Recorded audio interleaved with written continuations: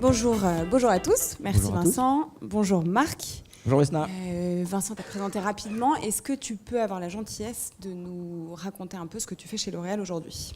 Très rapidement, moi je travaille dans l'équipe Global CDO Corporate et justement j'aide les marques à réinventer leur marketing social d'aujourd'hui et de demain. Et j'ai plus particulièrement aussi la gouvernance et le déploiement des outils technologiques pour y parvenir. Très bien. Alors, je vous raconte rapidement ce que fait Sprinklr aujourd'hui.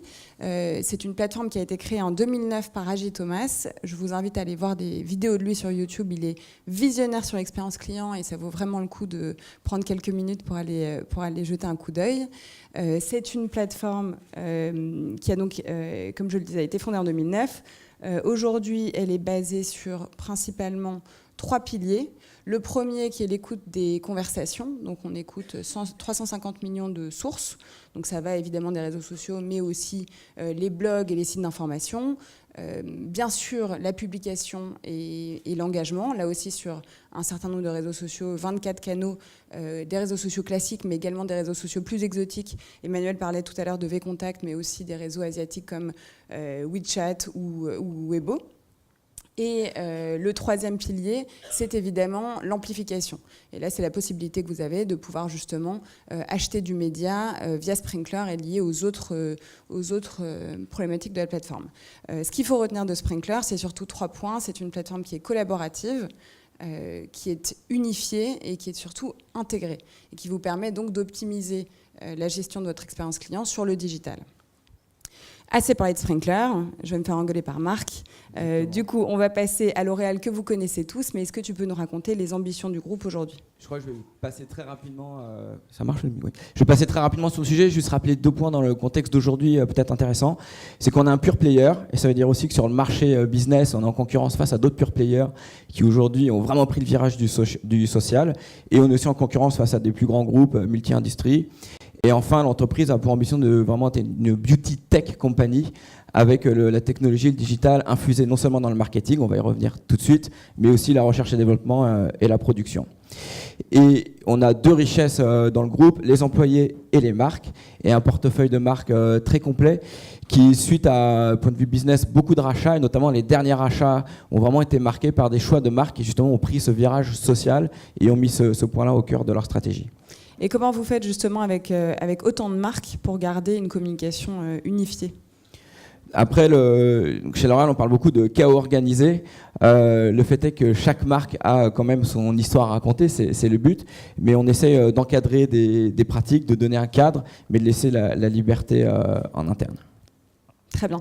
Est-ce que tu peux du coup nous rappeler effectivement quels sont les piliers du digital, ce qui nous permettra de cadrer après la partie sociale ? Bon, les piliers du digital, tels que élaborés par Lubomira Rocher, notre CDO, c'est la stratégie 20-50-100. 20% des chiffres d'affaires, 20% du chiffre d'affaires fait en e-commerce d'ici 2020, on y est presque. 50% de nos relations directes avec nos consommateurs ou ciblées en direct, et 100% en off-brand, un concept un peu marketing, mais justement où là le social va avoir tout son sens. Et justement, est-ce que tu peux nous parler un peu plus de la stratégie sociale ? Écoutez, si je prends le triptyque assez classique du payant, paid, own, earned, la partie payante, on est vraiment sur un programme de précision, chez nous Precision Advertising, qui nourrit la partie 50. Le own, c'est la transformation du community management et l'expression de nos marques et l'engagement de nos consommateurs. Et le earn, énorme sujet chez nous sur l'influence, qui en effet, on l'a vu dans les tendances, est un gros sujet à la fois d'opportunité et parfois de risque, qui vient nourrir la partie transformation de nos marques en 100% love brand. Absolument. Et du coup, comment tu appliques cette transformation aujourd'hui ? On a commencé par élaborer un cadre, une vision avec nos gens du business, en écoutant aussi les pratiques qui se faisaient internes et externes, et aussi à travers le rachat de nos marques qui étaient plutôt très bonnes en social. Je pense à exemple NYX, Urban Decay, des marques américaines qu'on a rachetées ces dernières années. On a mis en cadre un modèle qu'on appelle Listen to Engage. Alors en français, je dirais l'écoute et l'activation consommateur. On commence par vraiment écouter le consommateur. Donc c'est le listening où on suit, oui, la réputation de nos marques, mais aussi des conversations plus fines. Absolument. Et on met en place par exemple le suivi et l'engagement sur les ad mentions des posts Instagram, donc pas simplement sur nos pages, mais aussi sur le earned. Le community manager, bon, vous le savez, engage et publie, mais doit aussi avoir la possibilité de directement booster ou sponsoriser les posts, parce qu'aujourd'hui, l'organique, c'est compliqué, pour ne pas dire c'est mort sur certaines plateformes. Évidemment, dans la loupe, les influenceurs, comme source de contenu, d'amplification, de partenariat. Et puis, très important et de plus en plus critique, c'est le lien au centre consommateur, le customer care, le bon vieux centre d'appel qui aujourd'hui se digitalise, dans lequel le social doit se déverser et être en cohérence. Et c'est là où la technologie va aussi nous aider. Donc ça, c'est très bien, Marc, on est bien d'accord, mais c'est très théorique. Donc comment vous faites pour l'appliquer après et l'infuser au sein du groupe ? Donc ça, faut faire attention, je travaille au corporate, le yaka faucon, en effet, c'est très dangereux. Dans ce qui est, du coup, derrière, vraiment, pour y parvenir, c'est plus facile à dire qu'à faire, mais je crois qu'on s'appuie sur les gens, les process et la technologie. Donc c'est vraiment une définition majeure des rôles et responsabilités, le support, le training, l'upskilling du social media manager et community manager qu'on internalise de plus en plus, les process à mettre en place et la technologie, pour nous, c'est un vrai catalyseur pour y arriver. Sur le social, on a deux points majeurs. Le Cockpit, qui est notre plateforme transversale de data, de visualisation de data sur l'ensemble de nos données digitales, et Sprinkler, qui est notre colonne vertébrale aujourd'hui sur le social. Est-ce que justement, tu peux nous raconter un peu notre grande aventure ? Tu le fais beaucoup mieux que moi. Notre aventure, je ne sais pas, Vesna. Du coup, donc on est là aujourd'hui parce qu'on a déployé Sprinkler partout dans le monde chez L'Oréal. On vous a choisi parce qu'on partage déjà une vision consommateur, que le consommateur doit avoir une expérience cohérente sur l'ensemble des points de contact. C'est important lorsqu'on construit des marques globales. Et aussi la vision que derrière, c'est plus facile d'avoir un stack unifié qui rejoint aussi une cohérence de la data sur l'ensemble des points critiques sur le social. Et du coup, ça rejoint l'idée d'un pilotage. On avait besoin aussi d'avoir un pilotage unifié, les mêmes KPI, les mêmes manières de suivre les choses. Ça aide aussi les discussions en interne dans une grande organisation dont la complexité et aussi le nombre de marques et de gens. La collaboration aussi est un point très important. Aujourd'hui, j'y reviendrai, on a 3000 utilisateurs Sprinkler, mais 40% sont des agences en fait. Donc on a aussi investi dans le social et dans la tech au profit de nos agences pour mieux travailler avec elles. Les process qui sont établis mais aussi configurés dans une technologie, donc ça permet aussi de les mettre en place de manière plus rapide.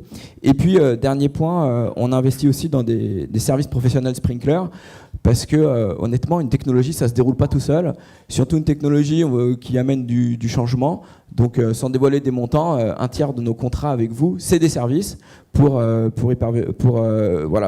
aller vite et être réactif. Et du coup, l'aventure, c'est on a rationalisé l'ensemble de nos outils. On en avait à peu près une centaine partout dans le monde. On a une poignée maintenant.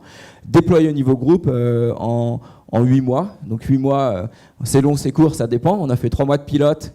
Et après 5 mois, en allant vraiment dans chacun des grands marchés.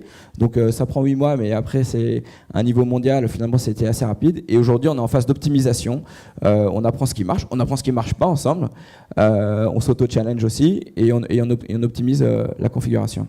Exactement, mais du coup la bonne nouvelle, tu le soulignais tout à l'heure sur le déploiement, si on revient là-dessus, c'est qu'on était parti sur des ambitions moindres et qu'on a finalement réussi ensemble à avancer beaucoup plus vite que prévu.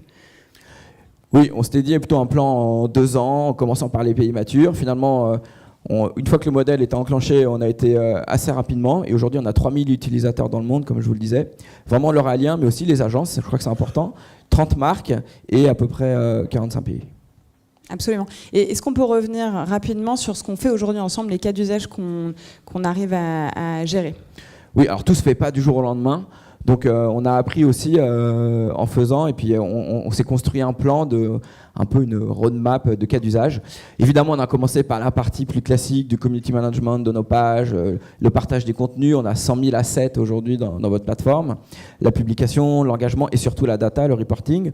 On enchaîne vraiment sur maintenant le listen to engage, c'est incorporer des messages issus du listening aussi dans le travail du community management, en jouant et dribblant un peu avec les changements d'API, mais ça c'est la magie du social tous les 3 mois.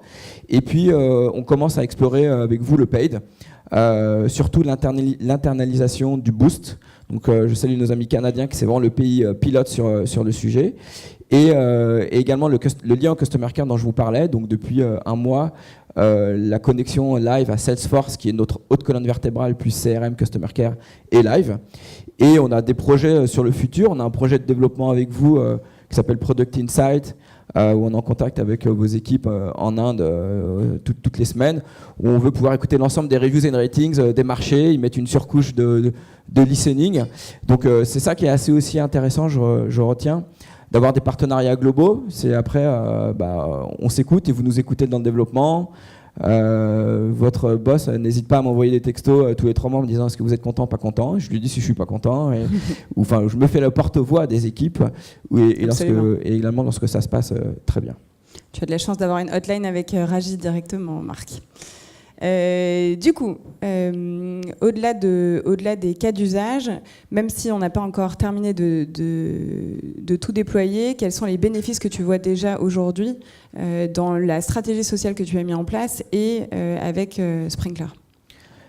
Alors, sur le côté business, clairement, on a rationalisé les outils et ça fait, on a réduit certains coûts de ce point de vue-là. Je crois que les points plus importants, on augmente une forme de productivité, notamment sur les réponses aux consommateurs, la systématisation, parce que c'est beaucoup de temps et quelque part, c'est beaucoup de coûts qu'on cherche à optimiser. La collaboration est plus compliquée à saisir, à mesurer, mais c'est important aussi qu'on travaille mieux avec nos agences et en interne, l'intégration de plus en plus importante de la communication, le marketing et le digital, qui est un gros sujet chez nous de transformation des équipes marketing et d'intégration.